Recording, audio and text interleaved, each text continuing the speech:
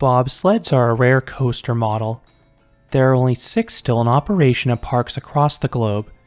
Inspired by the famous winter sport of the same name, cars are sent down a trough. Gravity then works its magic to keep the cars on the course, but not without some side-to-side swaying action. This video will provide a quick history of the model and rank the top 10 bobsled coasters I have ever ridden. Just to avoid any confusion, I want to clarify this video will not cover the Gerstlauer bobsled coasters. This is a great model, but it is more akin to a wild mouse coaster. These rides have traditional track and upstop wheels.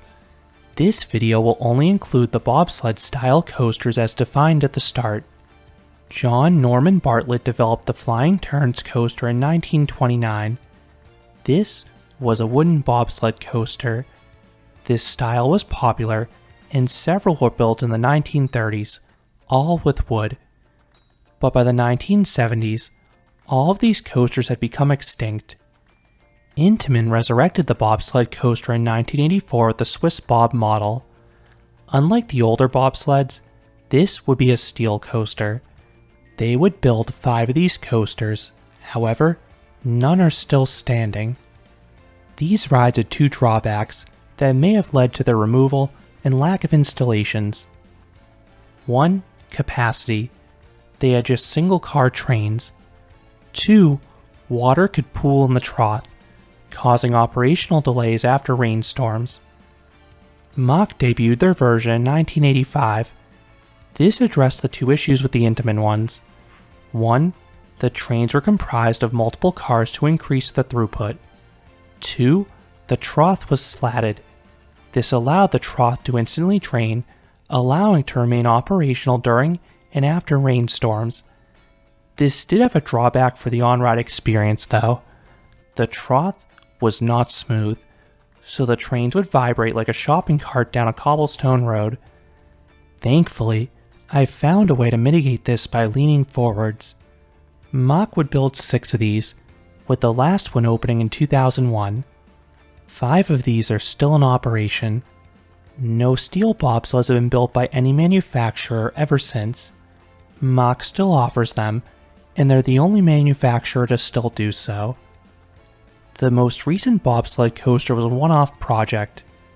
Knoebels was inspired by the work of Bartlett and decided to build a wooden bobsled coaster in-house. The ride was delayed for nearly a decade, but it finally opened late in 2013. This one has the same drawbacks as the Intamin versions, but it's just remarkable to even have one of these wooden versions back in operation. Now let's jump into the list. Although I admittedly lied with the title, I have only ridden 9 bobsled coasters.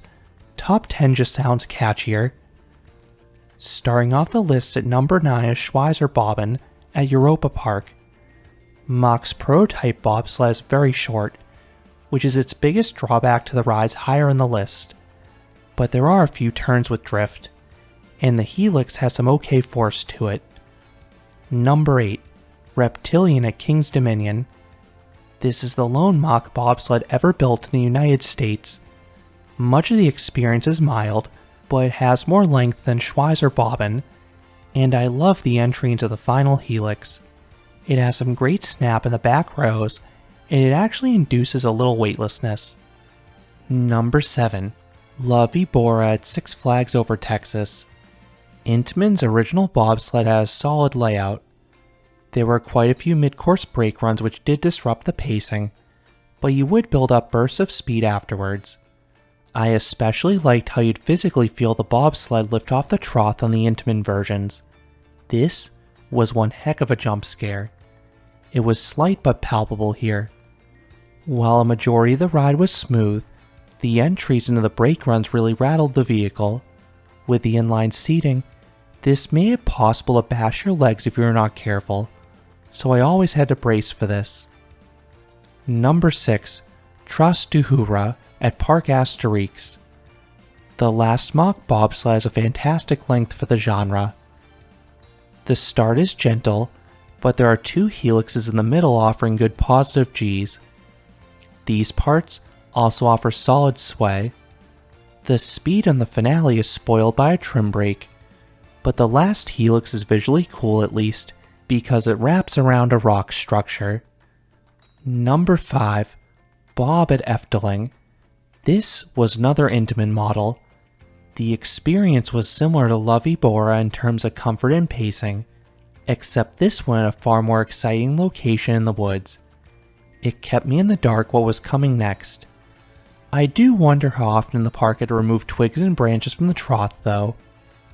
The turn's a decent sway, and as with the other Intamin ones, you could feel the bobsled briefly jump the track a few times.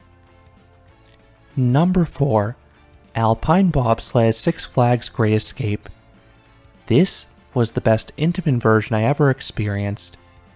Unlike the other two in this list with inline seating, this one had larger cars with 2 across seating.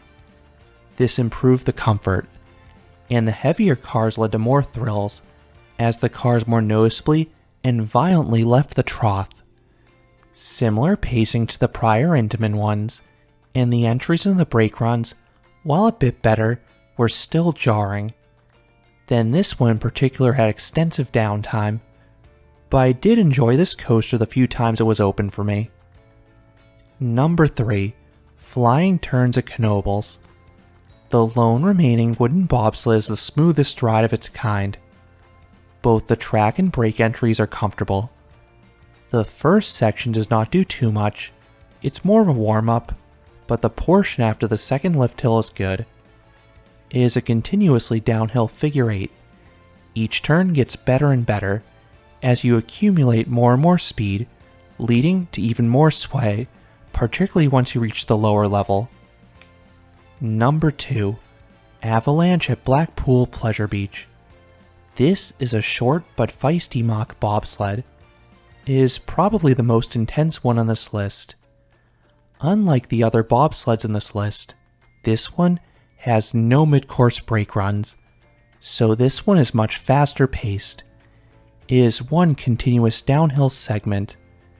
You start with a slalom section that accumulates speed, then the experience finishes with 2 great helixes.